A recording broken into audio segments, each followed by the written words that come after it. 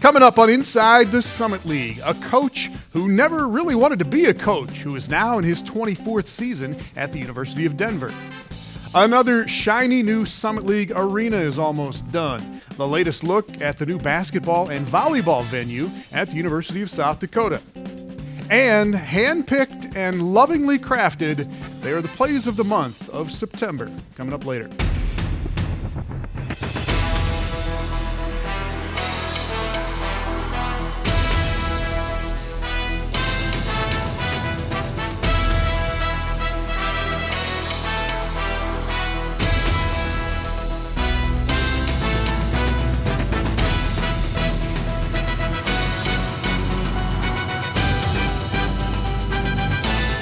Welcome to Inside the Summit League, and first of all, volleyball. And there were two teams that came away with 2 wins in the opening weekend of Summit League play. Omaha is one of them. The Mavericks beat South Dakota State on Friday and then beat South Dakota on Saturday. USD, though, wins the first set. They go marathon in the second set, and Omaha wins that one 32-30. And this match was very close all the way through. The Mavericks win the third set 25-22, and then Omaha wins the fourth set 25-22 again to win the match 3-1. Audrey Rieg with 19 kills and Brittany Jessen with 52 assists for South Dakota. Mackenzie Horkey, 18 kills, and Sydney O'Shaughnessy with 51 assists in this match for Omaha. Well, Oral Roberts is the other team that goes 2-0 over the weekend. Golden Eagles over North Dakota State on Friday, and then they come from behind to beat South Dakota State on Saturday in Brookings. Jackrabbits win the first and the third sets, and SDSU with a chance to win their first league match in more than a year, but ORU comes back to win the match in 5 sets. Michaela Hora with 15 kills for the Jackrabbits in this one. Laura Milos with 21 kills, and Lucia Boyanek with 61 assists in this match for Oral Roberts. Meanwhile, at IUPUI, Caitlin Hickey is the Summit League Offensive Player of the Week. She had 22 kills and 22 digs in a win over Denver. Hickey now has 1,450 kills in her career. That is a new IUPUI record, and she is now 7th on the all-time Summit League list for career kills. Co-Defensive Player of the Week honors go to Courtney Halter at IUPUI. She had 30 digs in that win over Denver. That is a career high for Halter. And Sarah Schmidt at Denver had 10 blocks in the match against IUPUI. That is a Summit League season high so far, and Schmidt leads the league right now with 1.38 blocks per set. Well, by this time next year, the University of South Dakota volleyball team will be playing in a brand new arena on campus. The Coyote basketball teams will play there too. Here is Jay Elsen with the latest look at the new venue in Vermilion. With projects that are measured in months and millions, there's one question that gets asked more than any other. Are you on schedule? Brian Bowes, overseeing the facilities project at USD for Mortensen Construction, has heard that one a lot, and he's happy to have the answer Coyote fans everywhere want to hear. Yeah, absolutely on schedule. Yep, absolutely. Some areas are way ahead of schedule and some are a little behind, but overall we're sitting really good on schedule. I think the construction crew has done an incredible job staying on target, staying focused, and I think it's communicating with us when decisions do need to be made and us in a position and having the ability to make those decisions. We've really worked well together, so we like to hear those words on time, definitely. Bose says the project as a whole is well over the halfway point. The structure of the arena, which will house USD's basketball and volleyball programs, is complete. And crews are now working to finish the roof. But before that can happen, there are a few things that have to get done inside. We made the decision to make the floor thicker so that we could drive these larger pieces of equipment in the facility to get the work done up high. They play a huge role in the schedule right now because those lifts in the bowl are prohibiting me from getting the building enclosed in this one corner of the building. I want to get this building enclosed in late October, so they've got a deadline here in 2 weeks to get the lights, the LED lights, the speaker systems, all the bowl duct, all the HVAC, all the piping, sprinkler piping, everything done in this bowl behind me, because after they leave, you can't get up to some of these areas to do the work. When the lifts do leave and enclosure is complete, the building's permanent power as well as the heat will be switched on. That will allow crews to begin the push toward the finish. And it won't be long before this picture gains another dimension. In about 3 months, it's going to be looking pretty close to that. We'll actually start putting the fixed seating in and all this gray concrete you see behind me in the first of the year, 1st of January. And it's going to take crews maybe a month to 5 weeks to put all the chairs in. And once those chairs go in, you see that color pop, you know more gray, you're going to see red, you're going to see the chairs. That's when it's going to start looking like those renderings. That's when you're going to start seeing that big change. Makes you understand you're not going insane, right? Because for how long have we been looking at this thing two-dimensionally? For the last 3 or 4 years, everything's been on paper. Now you're actually seeing it come out of ground. It's actually bigger. It feels bigger. The space is bigger. The same can also be said about the other half of the project, which features impressive complexes for both soccer and track and field. The final surface coat for the track was laid last week, and once installation of the infield irrigation system is complete, crews will go to work on laying the sod. Bo says with the Summit League Outdoor Track and Field Championships slated for mid-May, that's a very important step. The sod's got to be laid this fall so that it establishes through the winter months, so that it's a good playing surface here in the spring. Between now and I would say end of November, we're going to be done. Up next, men's soccer. We finally get to see how we stack up head-to-head as the Summit League season gets going.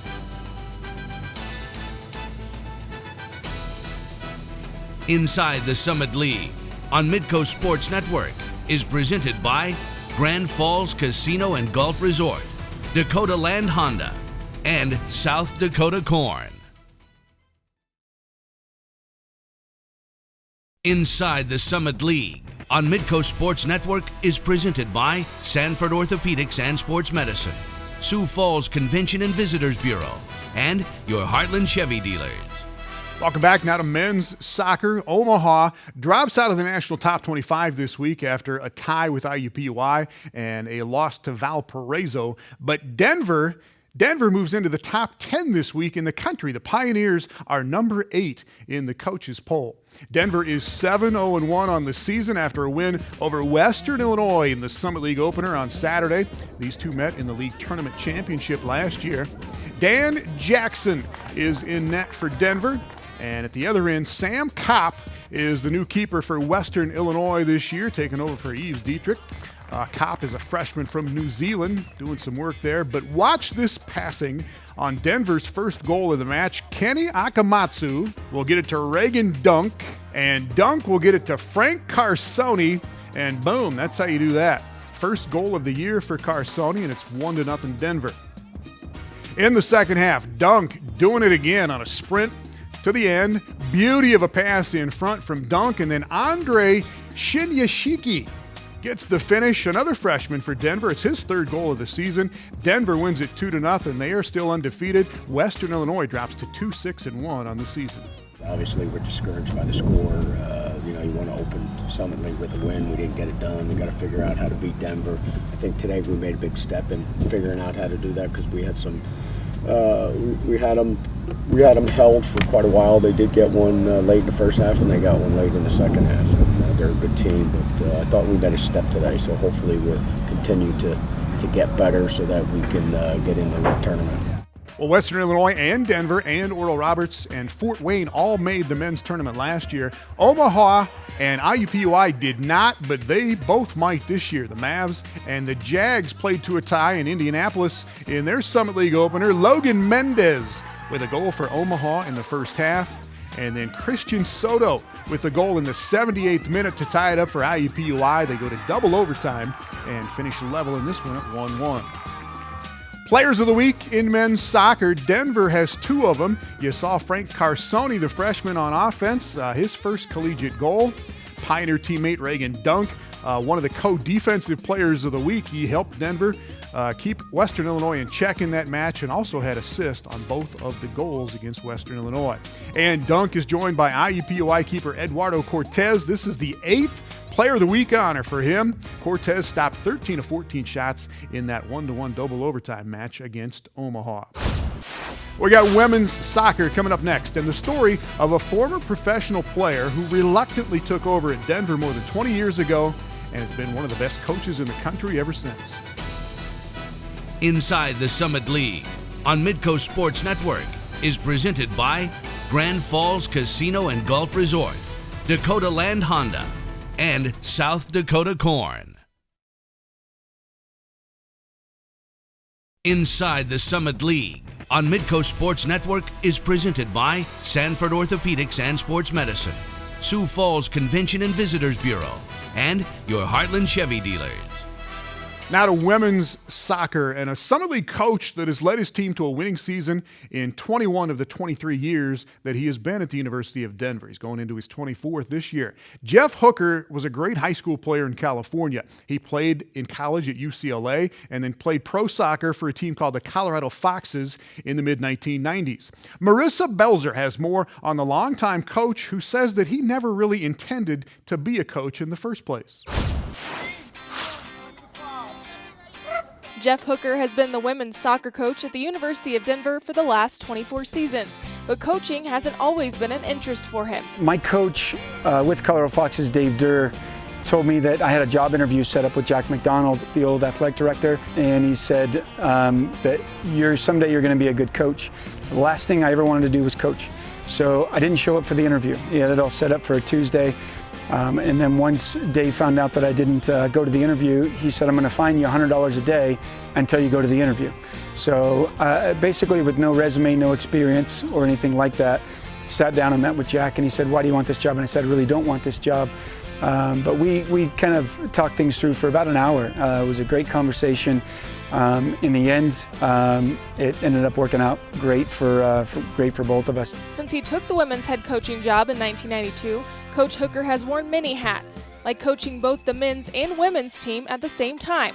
He also played an integral part in transitioning the soccer programs from Division II to Division I, something he says went smoother because of the talent of the DU team. So having a very, very good Division II team, there's times where we're beating teams that were top 10 in the country. We had a good foundation and a good base. So it was really going out and recruiting and saying, what do we need to supplement the players that we already had. But I think having that base of players and a good foundation really helped ramp us up quickly.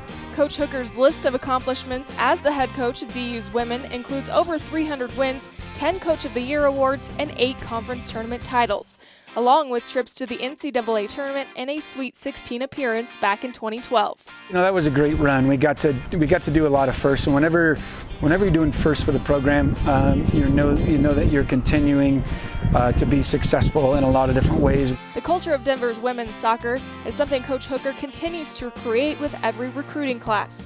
It's a culture his players and his assistant coaches are proud to represent.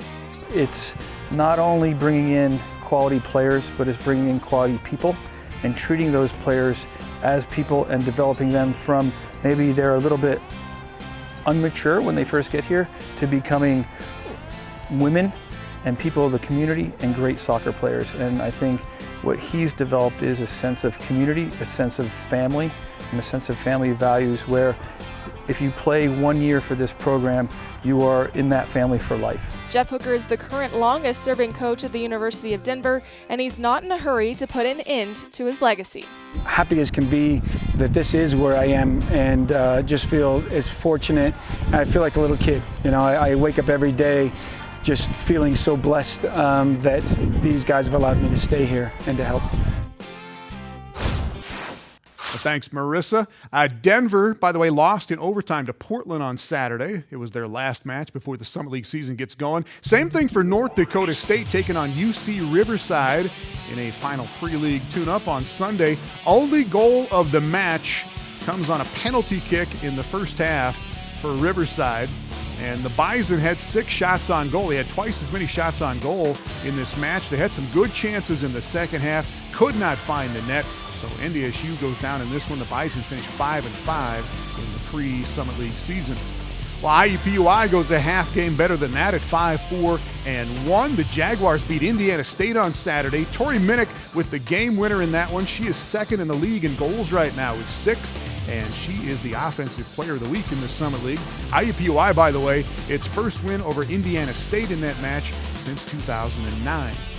Kylie Dunning of Fort Wayne is the defensive player of the week, sophomore keeper with 9 saves in a shutout win over Detroit.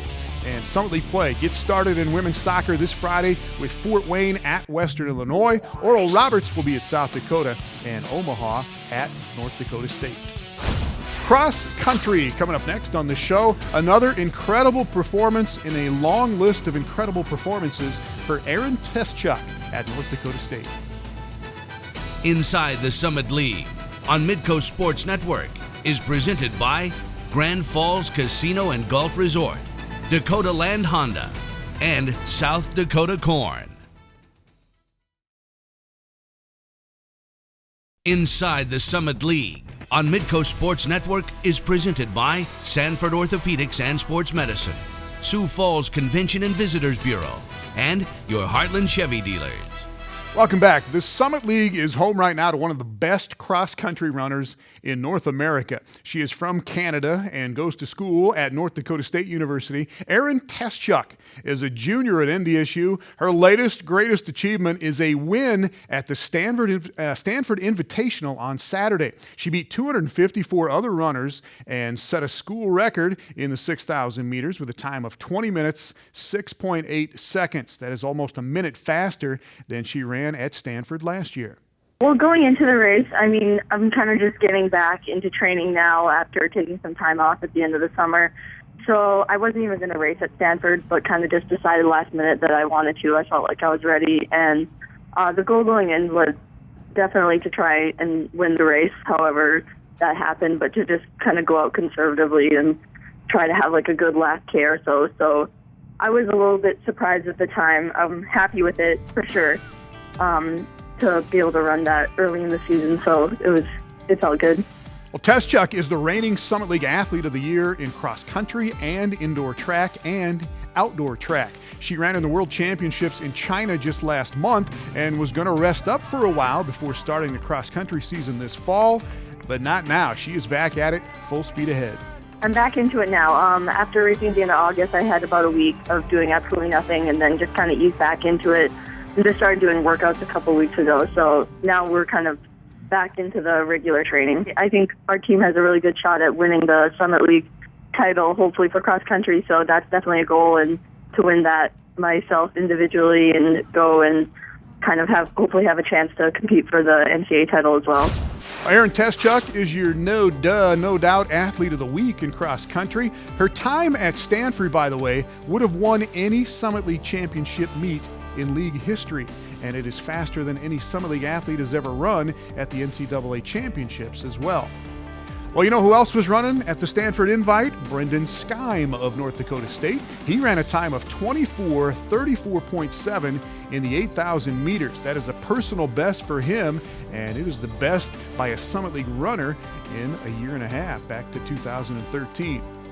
Well, elsewhere in cross country, a couple of very good finishes for Summit League runners at the Roy Griak Invitational at the University of Minnesota. This meet features some big-time teams, Michigan State and the University of California.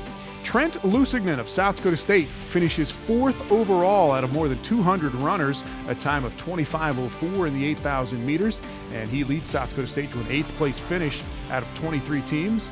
Mubarak Musa of South Dakota finishes 9th overall in a time of 25:12, and the Coyotes come in 16th in the team standings at the GRIAC. And how about some fall golf? The University of South Dakota men won their first Summit League Tournament championship last season. USD is back at it this fall in the Coyote Invitational at Dakota Dunes Country Club just north of Sioux City. Cody Seal is back for South Dakota. He was their top finisher in the NCAA Regionals last spring, and he is their top finisher in this event. Shot a one over par 73 in the final round and finished 8th out of 44 players. The Coyotes have 3 more events this fall, and the Summit League fall schedule for everybody runs through the end of October, and then everybody will pick it up in the spring with the Summit League Championships that will be held in the first week of May next year at the Sand Creek Station Golf Club in Newton, Kansas, just outside of Wichita. When we come back, a video collection of the most outstanding plays of the month of September in the Summit League. Inside the Summit League on Midco Sports Network is presented by Grand Falls Casino and Golf Resort, Dakota Land Honda, and South Dakota Corn. Inside the Summit League on Midco Sports Network is presented by Sanford Orthopedics and Sports Medicine, Sioux Falls Convention and Visitors Bureau, and your Heartland Chevy dealers. Welcome back. Time to say so long to September. Here are the plays of the month assembled by our producer, Chad Hunt. We'll see you next week. Okay, let's go.